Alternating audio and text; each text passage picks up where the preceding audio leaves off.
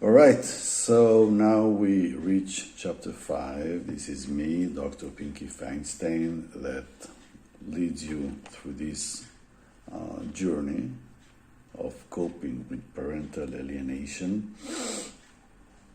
As I said before, I have been coping with this phenomenon for about 4 years, and I have made many online programs, journeys, processes to help people cope with various issues.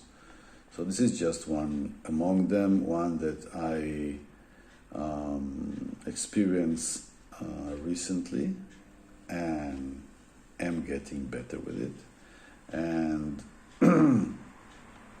have come to many conclusions. Together with many tools that I have developed in my career, you have this program to help you as well cope better with this complex issue of parental alienation. We are in section 2 that says that something was stolen from you. These are harsh words that we may not need to use always.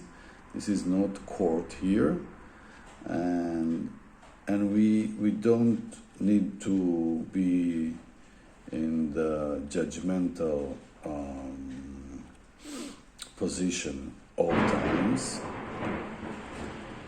heavy weather, but we do need to realize that something unordinary, unusual happened here, and we weren't aware, and we weren't prepared, we weren't ready. Like it happens when things are stolen from us, we are surprised. We believe that our assets were safe, they were ours, and one day we wake up or we come back home and we understand that they are no longer in our possession. And this is something that is a part of this phenomenon, and we need to address it. Not in order for us to be constantly in the blaming position or victim position, but in order for us to be in alignment of what is really going on, so we can cope better. So something was stolen from you. Chapter 4 was about the question, were you unaware of this scenario? I guess you weren't aware. Most of us, we don't believe this can happen, that our children will deny us. All of a sudden, I had great relationships with my children, all 4 of them.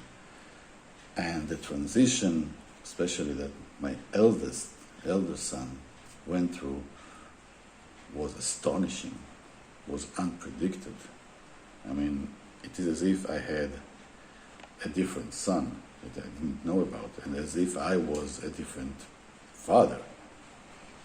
So something was stolen from us, and we weren't aware of this scenario, and it's okay, it's quite natural.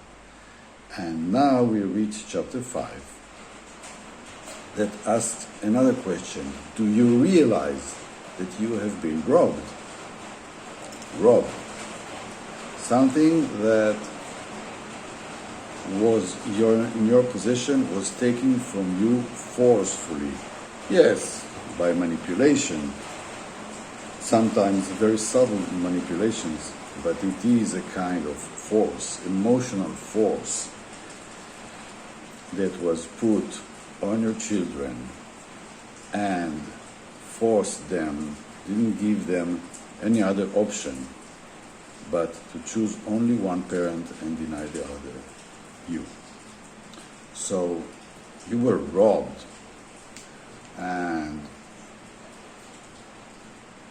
your assets, your children, which are not totally our assets, we must confess that they are not our assets, they are our children, and we are responsible for them. But still, in a matter of speaking, in some way, we may say that they are kinds of assets, and they were taken from us forcefully. So it's a robbery. And I'm using these words so it may resonate with the hurt, with the feeling that you were kind of attacked, that something very, very precious has been taken from you, and your life God went through a tremendous shaking. And this is what happened to us when we realized that we were wrong. I mean, if you come back home after, spending good times with friends, or going to the movies with your wife or with your friend, and then you come back home and you realize that you were robbed. This is a devastating feeling, devastating experience. And you need to be in alignment with the real thing that happened here. Okay? And you need to realize it. And you don't need to be afraid of it. You don't need to do anything with it right now. Careful. Do not respond. Do not try to bring them back forcefully. It may worsen the situation.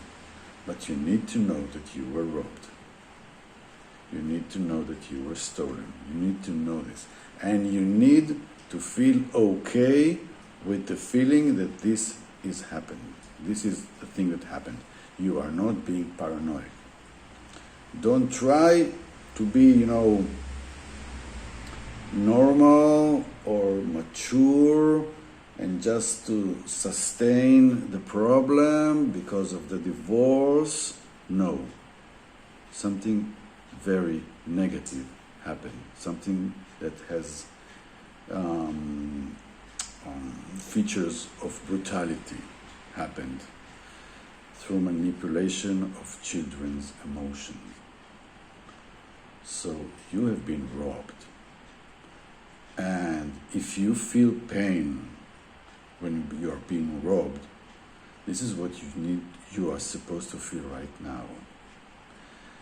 And I'm using these harsh words because I value parenthood so much. We have a sacred job here. And we came to parenthood ready, willing to take the responsibility, to take this job and to do it the best we can. And now someone doesn't let us continue our duty, our job. Sometimes someone robbed us from our duty, from our choice, from our decision to be parents. Only when we can take a straight look at this fact, without doing anything, just realize this, without blaring the facts, with no excuses. This is a kind of emotional crime to deny children from their parent. Okay?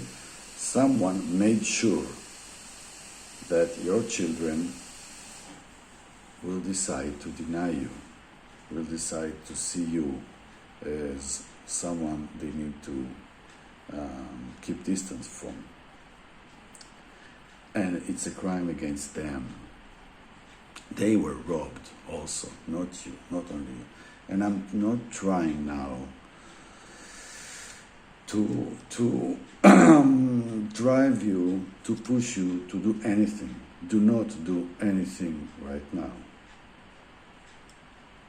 Just be there in a better awareness. Because we are about to go through a journey that is not going to be easy. And you cannot just go there and take your children back. No, they are not ready for this.